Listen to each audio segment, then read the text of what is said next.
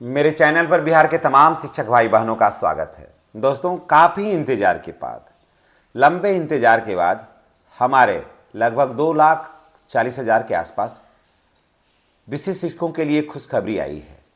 बहुत प्रतीक्षा के बाद ये जो खुशखबरी आई, इसलिए मैं कह रहा हूँ कि ये खुशखबरी को आने में 9 महीना लग गया, 10 महीना लग गया दोस्तों, जबकि ये निर्णय हो जाना चाहिए था 1 महीना के अंदर। या यूँ कहिए कि जैसे ही राज्यकर्मी बने थे, अगला वेतन जो बना था उसको छोड़कर दूसरे महीना से ये आ जाना चाहिए था और पीछे वाला जो बकाया था उसमें ऐड कर देना चाहिए था। लेकिन ऐसा नहीं हो पाया, ऐसा नहीं हो पाया। इसको आने में लग गया 10 महीना। जी हाँ, 10 महीना लग गया। लेकिन चलिए दोस्तों, 10 महीना आया, देर आया दुरुस्त आया, विथ एरियर आया। सबसे बड़ी बात तो ये है कि विथ एरियर आया और अक्टूबर माह का पेमेंट जो है हमारे शिक्षक भाई बहनों को मिलेगा एरियर के साथ। जी हाँ, जो भी एरियर है होगा वो सारा कुछ मिलेगा। तो ये बहुत बड़ी खुशखबरी है। और हालांकि ये सरकार कोई हमारे भाई बहनों को कोई तोहफा नहीं दी है, ये तो उनको मिलना ही था। ये नियमावली में ऐड है, ये नियमावली में ऐड है। लेकिन क्या कहते हैं ना कि अपनी ही चीज़ अगर कहीं रखा हुआ हो, अपनी ही चीज़ कहीं रखा हुआ हो और ढूंढ रहे हैं हम, और ढूंढते ढूंढते काफ़ी वक्त लग गया हो, फिर वो चीज़ अचानक मिल जाता है और वो चीज़ आवश्यक होता है, तो खुशी होती ही है ना। ऐसा नहीं कि हम दूसरी की चीज़ को ढूंढ के खुश हो रहे हैं। अपनी ही रखी हुई चीज़ को ढूंढें, मिल और वो नहीं मिल रहा था और वो 10 महीने के बाद वो चीज़ फिर मिल गया, तो स्वाभाविक है कि खुशी होगी ही। ये एक मानवीय स्वाभाविक गुण है। तो खुशी की तो बात है ही है। कोई ये कहता है कि नहीं ये तो अधिकारी था, अधिकार था, है, बात भी सही है, लेकिन मिल नहीं रहा था। मिल नहीं रहा था, जब मिल ही नहीं रहा था तो दुख है, जब नहीं मिल रहा था तो दुख है कि नहीं है, तो मिल गया तो खुशी होगी कि नहीं। तो चलिए देखिए, ये एक स्टेप आगे बढ़े हैं, ये एक स्टेप आगे बढ़े हैं। देखिए, 9 सदस्यीय कमेटी का गठन हुआ, ये तो है 9 सदस्यीय कमेटी का गठन हुआ। उसमें सेवा निरंतरता सबसे आगे है, सेवा निरंतरता।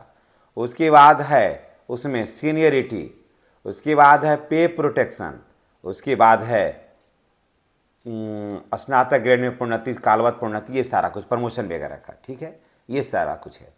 तो चलिए इसमें और ट्रांसफ़र भी है उसमें। तो ट्रांसफ़र के लिए अभी क्लियर पूरा नहीं है, अभी लचर पचर है। अब ट्रांसफ़र तो होने का कोई बात नहीं है, कारण कि भाई अब तो चुनाव है, तो शिक्षक के कंधों पर ही जिम्मेवारी होती है चुनाव कराने का। तो देखिए, सब कुछ अपनी ही नहीं होती, अपने राज्य और अपने सरकार के लिए भी काम करना होता है। तो अब चलिए चुनाव कराया जाए, लेकिन चुनाव से पहले चलिए पूरा पैसा मिल जाएगा, तो ये बहुत बेहतर है। अब बच गया है सीनियरिटी का, सीनियर कौन होंगे और जूनियर कौन होंगे।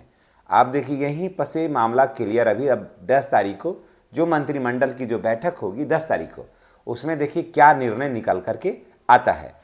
तो अब हो सकता है कि सीनियर और जूनियर का समस्याओं का जो समाधान है, हो सकता है, इट मे बी पॉसिबल, हो सकता है कि वो हो जाए। तब जब सीनियर और जूनियर का अगर वहाँ फैसला हो जाएगा ना दोस्तों, तो क्लियर हो जाएगा कि सरकार सेवा निरंतरता पर क्या सोचती है, सेवा निरंतरता पर सरकार क्या सोचती है। अगर देख लीजिएगा बीपीएससी TRE1 से अगर जूनियर रखा विशिष्ट शिक्षकों को, तो समझ लीजिएगा कि सरकार के मन में दागा है।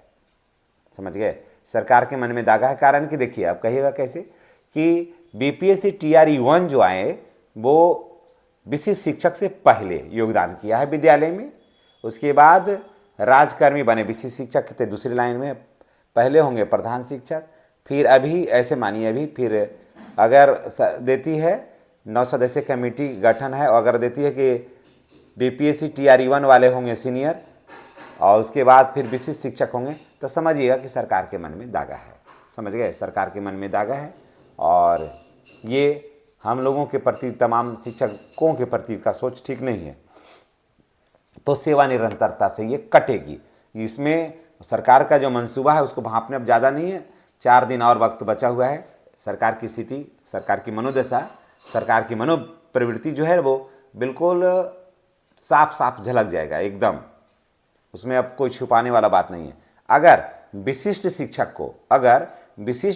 को TRE 1 से ऊपर रख दिया, जी हाँ, विशिष्ट शिक्षक को TRE 1 से ऊपर रख दिया, तो समझ लीजिएगा कि सेवा निरंतरता का मिलने का जो रास्ता है ना, वो एक कदम आगे निकल गया।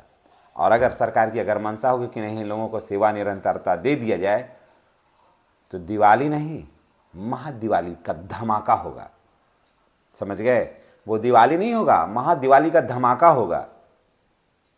सेवा निरंतरता मिलने का मतलब समझ रहे हैं ना? सेवा निरंतरता मिलने का मतलब हो गया कि 8वें वेतन का एकदम 100% लाभ में आप ऐड हो गए। आप एकदम आपको बेहिचक 75,000 रुपया जो है, 73 से 75,000 रुपया कम से कम वेतन हो जाएगा। समझ गए? ऐसे तो हमारे एक शिक्षक बता रहे थे कि इनका वेतन हो जाएगा कम से कम तो 83,000 रुपया, लेकिन मैं 72 से 75,000 रुपया ही मैं बता रहा हूँ कि इतना होगा, है ना? इतना वेतन होगा इन लोगों का। तो इतनी बड़ी खुशखबरी होगी अगर सेवा निरंतरता ऐड हो जाता है तो ये बहुत बड़ी खुशखबरी है दोस्तों, है ना? तो चलिए इसी खुशखबरी के साथ हम आपसे विदा लेते हैं। अगर आप चैनल पर नए हैं तो चैनल को सब्सक्राइब करिए और बेल आइकन जो है उसको दबाइए, जो घंटी का निशान है उसको दबाइए, ताकि आपको वीडियो का जो नोटिफिकेशन है मिलता रहे। और भी शिक्षा से जुड़ा हुआ कोई भी खबर को देखने के लिए आप हमारे चैनल पर जुड़े रहें। चैनल पर नए हैं तो चैनल को सब्सक्राइब करके बेल आइकन को दबाइए, ताकि हम आपका हर वीडियो जो बनाएं वो आप तक पहुंचता रहे। धन्यवाद।